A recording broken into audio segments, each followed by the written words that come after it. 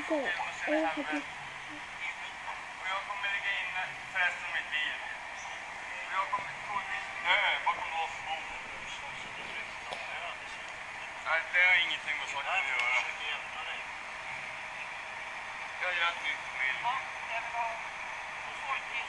Tyvärr, förlåt, ursäkta mig, men jag måste lägga mig så här.